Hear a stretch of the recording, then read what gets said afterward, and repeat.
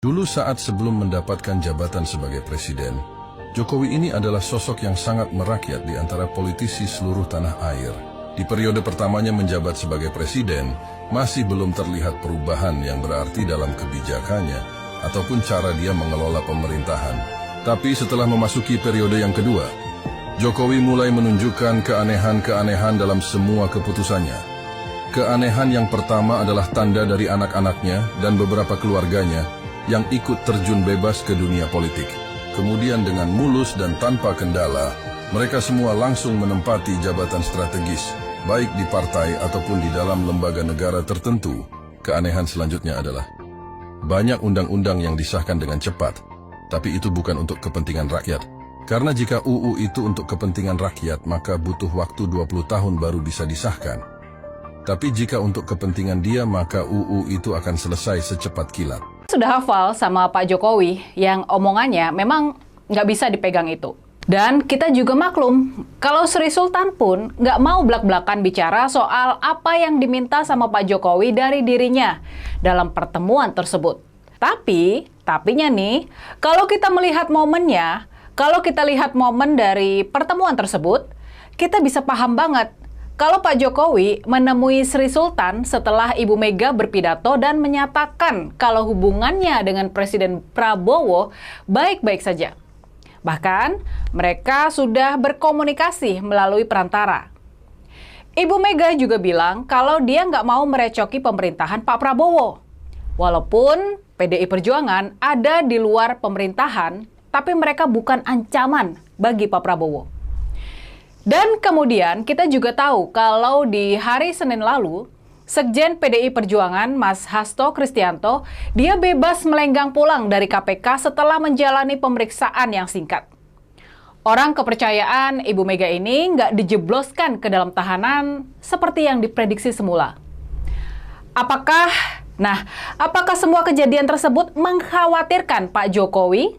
Apakah Pak Jokowi merasa was-was sampai dia merasa harus mendatangi dan minta pertolongan dari Sri Sultan Hamengkubuwono ke-10? Sepertinya, kepergian Pak Jokowi ke Jogja kali ini juga merupakan bagian dari sikap gigih dan ngototnya itu, buat mendapatkan yang dia mau. Kita tahu sebelumnya, waktu Pilpres 2024, Pak Jokowi juga sempat menemui Sultan Hamengkubuwono di Jogja. Menurut kabar yang beredar waktu itu, Sri Sultan sempat menasehati Pak Jokowi supaya nggak menyakiti Ibu Mega, putri dari sang proklamator, putri dari Bung Karno. Sekarang kita pastinya bertanya-tanya soal apa yang dibicarakan dan diminta oleh Pak Jokowi dari Sri Sultan. Benarkah dalam pertemuan tersebut Pak Jokowi meminta Sri Sultan buat menjadi jembatan komunikasi dengan Ibu Mega? Benarkah dalam pertemuan tersebut Pak Jokowi minta buat didamaikan dengan Ibu Mega? Benarkah Pak Jokowi sangat khawatir soal mendekatnya hubungan di antara Ibu Mega dengan Pak Prabowo dan PDI Perjuangan dengan Gerindra? Benarkah Pak Jokowi sangat ketakutan sama serangan-serangan kasus yang sudah disiapkan Mas Hasto kepada dirinya dan keluarganya? Benarkah semua dugaan tersebut? Gimana nih kalau menurut kalian? Pertanyaan penting lainnya, pertanyaan kritis ini yang harus kita tanyakan berikutnya. Pertanyaannya, apa kira-kira argumen yang dipakai Pak Jokowi buat meyakinkan Sri Sultan supaya bersedia membantunya? Kenapa Sri Sultan harus bersusah payah membantu Pak Jokowi? Ada kegentingan negara apa sehingga Sri Sultan harus menjembatani hubungan di antara Pak Jokowi dan Ibu Mega? Adakah sesuatu yang darurat? Apakah kondisi ekonomi kita dianggap sudah dalam keadaan berbahaya? Apakah pemerintahan Pak Prabowo nggak bisa menanganinya? Pastinya kita boleh yakin, Pak Jokowi nggak mungkin meminta bantuan Sri Sultan tanpa argumentasi yang membuat sang Raja Jawa yang asli itu merasa memang harus bertindak. Pada kenyataannya, sampai sekarang kita tahu kalau Pak Jokowi masih belum berhasil bertemu dengan Ibu Mega. Malahan, posisi Pak Jokowi mengalami banyak kemunduran. Posisi Pak Jokowi mengalami sangat banyak kemunduran dibandingkan sewaktu dia bertemu dengan Sri Sultan sebelumnya. Misalnya saja, anak bungsu dari Pak Jokowi, Kaesang, gagal dimajukan di pemilihan gubernur gara-gara demo mahasiswa dan masyarakat sipil darurat konstitusi. Lalu, muncul skandal Fufu Fafa dan tumpangan jet pribadi. Terus, muncul juga episode blunder-blunder menantu adalah mautnya Erina Gudono. Selain itu, ada juga dugaan kasus korupsi Blok Medan yang melibatkan menantu dan anaknya yang nomor 2. Isi pertemuan dengan Sri Sultan Hamengkubuwono ke-10. Merdeka.com menuliskan Presiden ke-7 Joko Widodo atau Jokowi bertemu dengan Raja Yogyakarta Sri Sultan Hamengkubuwono ke-10. Dia memastikan tak ada kepentingan politis di balik pertemuan itu, termasuk meminta bantuan gubernur DIY memediasi pertemuan dengan Ketua Umum DPP PDI Perjuangan Megawati Soekarno Putri. Enggak ada pembicaraan mengenai itu, ucap Jokowi singkat saat akan meninggalkan rumahnya di Solo Senin 20 Januari 2025. Jokowi enggak menambahkan keterangan berkaitan pertemuannya dengan Sri Sultan Hamengkubuwono ke-10 di Keraton Kilen Rabu 15 Januari 2025 lalu. Mantan Gubernur DKI Jakarta dan Wali Kota Solo segera memasuki mobil Toyota Alphard warna hitam yang membawanya pergi. Dalam kesempatan sebelumnya, sepulang bertemu Sri Sultan, Jokowi menjelaskan jika pertemuannya tersebut hanya sekedar silaturahmi. Tidak ada pembicaraan terkait politik dalam pertemuan tersebut. Enggak ada. Silaturahmi biasa karena lama saya enggak berjumpa dengan beliau, ujar Jokowi saat ditemui wartawan di kediaman pribadinya di Solo. Pertemuan selama 2 jam, Jokowi mengaku membicarakan banyak hal dalam pertemuan selama hampir 2 jam. Ya hampir 2 jam yang dibicarakan banyak hal sekali, kata Jokowi. Salah satunya yang dibicarakan terkait geopolitik dan ekonomi global. Ya udah itu aja, ungkapnya. Dilanjutkan di dalam tempo.com, sebuah foto yang memperlihatkan Sri Sultan Hamengkubuwono ke-10 bersama Kaesang Pangarep, anak bungsu mantan Presiden Jokowi, viral di media sosial. Dalam foto yang diambil di kompleks kantor Gubernur Kepatihan Yogyakarta Minggu 14 Januari 2025 harusnya ya. Tersebut Sultan terlihat melakukan gestur tangan yang dikenal dengan istilah ngapurancang, sebuah simbol budaya Jawa yang mengandung makna mendalam. Gestur tangan tersebut sempat ditafsirkan sebagian pihak sebagai simbol politik, tetapi penjelasan dari pihak karaton mengungkapkan makna yang berbeda.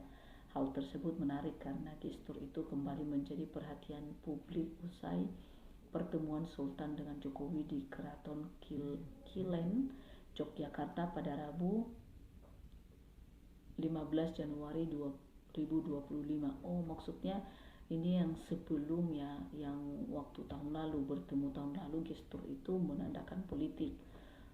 Nah, gestur yang sama pun diulang pada pertemuan waktu hari Rabu bulan Januari kemarin tanggal 15 itu maksudnya. Pertemuan ini berlangsung secara pribadi dan tertutup tanpa adanya pemberitahuan sebelumnya kepada media maupun pejabat setempat. Meskipun demikian, kedatangan Jokowi disambut dengan hangat Sri Sultan yang juga menjabat sebagai Gubernur Daerah Istimewa Yogyakarta tersebut.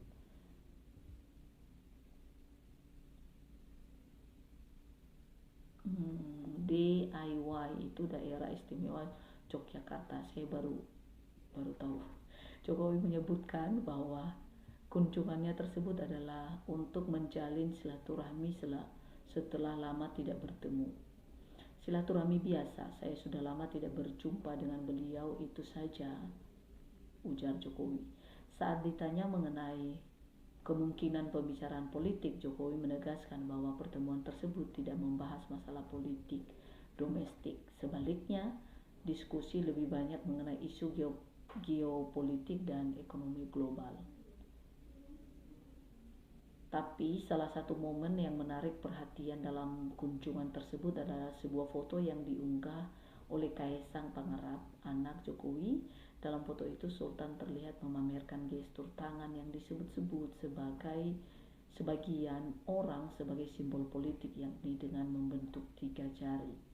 Banyak yang mengaitkan pose tersebut dengan pasangan calon presiden nomor 3 Ganjar Pranowo dan Mahfud MD, namun koordinator substansi bagian Humas Biro Umum DIY Ditya Nanario Aji memberikan penjelasan bahwa pose tangan Sultan adalah bagian dari tradisi Jawa yang dikenal dengan istilah ngapurancang. Gestur ini merupakan simbol rasa hormat dan menunjukkan posisi rendah hati serta kesiapan untuk mendengarkan. Ditya menegaskan bahwa gestur yang dilakukan Sultan dalam foto tersebut adalah ngapurancang inggil yang menunjukkan kewibawaan, bukan sebagai simbol politik tertentu. Meskipun kunjungan ini tampak sebagai kunjungan pribadi, ada banyak yang penasaran dengan topik pembicaraan antara Jokowi dan Sultan. Jokowi mengungkapkan bahwa pertemuan tersebut lebih banyak membahas isu-isu global, khususnya terkait geopolitik dan ekonomi internasional. Tidak ada pembicaraan politik. Pembicaraan selama 2 jam ya lebih banyak tadi geopolitik dan ekonomi global, ungkap Jokowi. Pada kesempatan sebelumnya, Sultan sempat menjadi mediator dalam sejumlah pembicaraan politik, seperti saat membantu mediasi antara Jokowi dan Megawati Soekarnoputri terkait pemilu 2024. Namun dalam pertemuan kali ini, Sri Sultan Hamengkubuwono ke-10 lebih memilih untuk menjaga pembicaraan tetap ringan dan tidak terkait dengan isu politik dalam negeri. Selama pertemuan, gerbang Keraton Kilen dijaga ketat oleh petugas kepolisian dan TNI. Kunjungan yang berlangsung sekitar 1 jam itu tampak begitu tertutup dengan hanya beberapa mobil yang terlihat keluar masuk kompleks tersebut. Jokowi sendiri tiba dan meninggalkan keraton menggunakan mobil Toyota Alphard hitam.